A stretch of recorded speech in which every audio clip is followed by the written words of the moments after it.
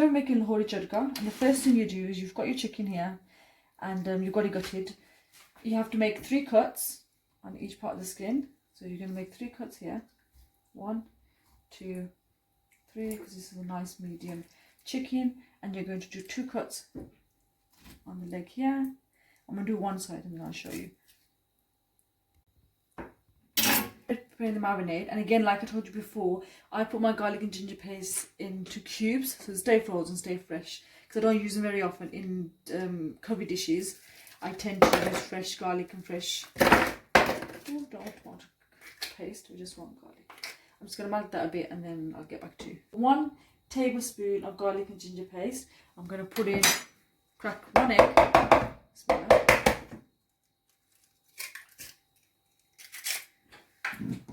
2 tablespoons of lemon juice. 1, 2. I'm going to put in 1 tablespoon of corn flour. So this is the one I use. So 1 tablespoon of corn flour. I'm going to use 1/4 teaspoon of turmeric. Just 1/4 teaspoon of turmeric.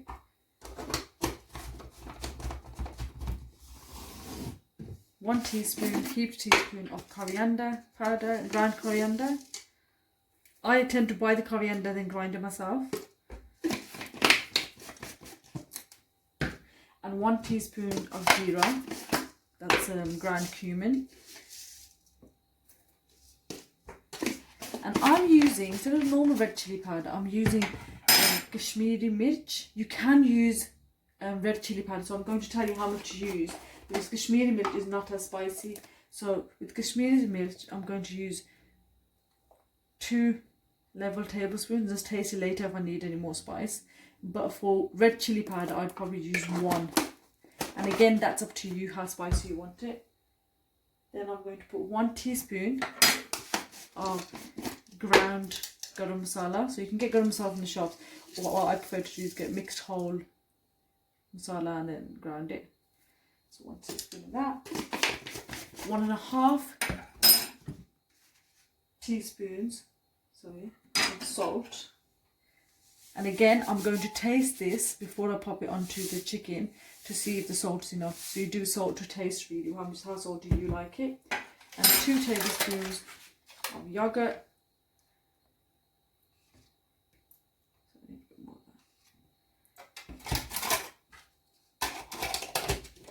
And 1 teaspoon of chaat masala. I use this chaat masala, and the reason I use it just gives it a nice tang. There are other spices you can use, like anardana, mango powder, timber I use, which I get from Pakistan. But chaat masala kind of has all of it in it. So it's 1 teaspoon.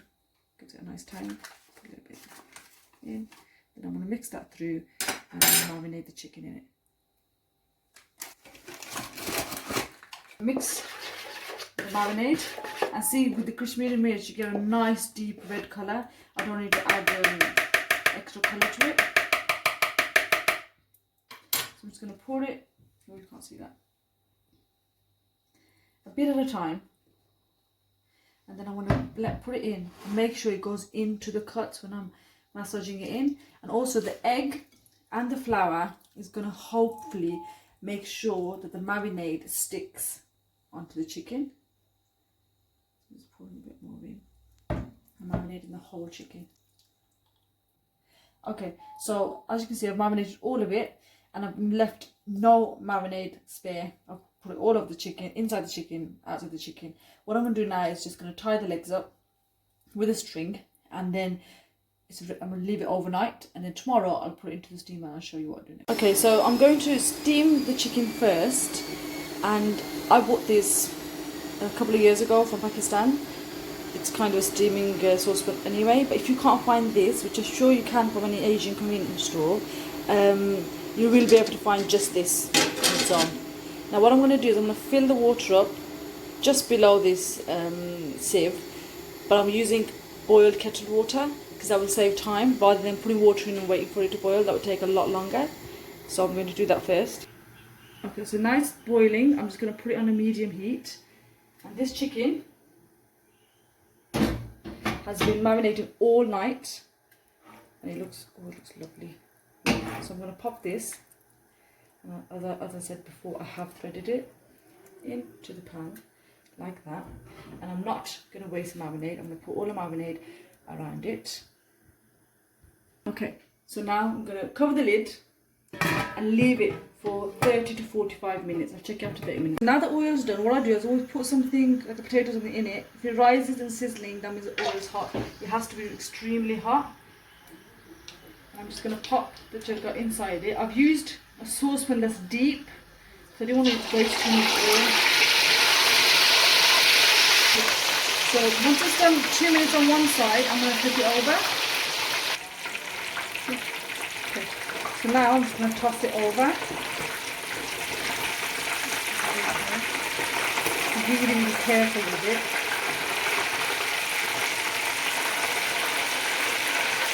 So I fried it 6 minutes on either side, and I've just taken it out, and it's a lovely colour. The lighting's a bit, but yeah, it's come out nice and crispy and lovely to eat. Alhamdulillah. Okay, so with the other chicken, so the first one I fried, with the second one I've parted the legs, and what I'm going to do is I'm going to cut the rib with the scissors, nice and easy, so I can flatten it up, because I'm going to grill this on a George Foreman grill, and I'll show you in a minute how to do it. What I've done is I cut it through the ribs, turned it over, cut the bone on this side, cut the bone on this side to make it more flatter, so that when I put it into the grill, and it is slightly hot, so you have to be really careful. So I've got this cooking on the grill. I've broken it up so it fits on the George Foreman grill, and I'm just going to be basting it in oil, and also because it collects the juices on the tray, I'm going to be using its own juices to keep basting it with, which will keep it soft and also a nice barbecue flavour as well. Look, it's coming along quite nicely. So in my 15 minutes I've tossed it every 1.5 minutes, and just keep tossing it until it's nice and cooked. And look how nicely it's charred up and the colour has come out. So tasty, alhamdulillah. So you can serve it however you want, with lovely naan breads. Look delicious.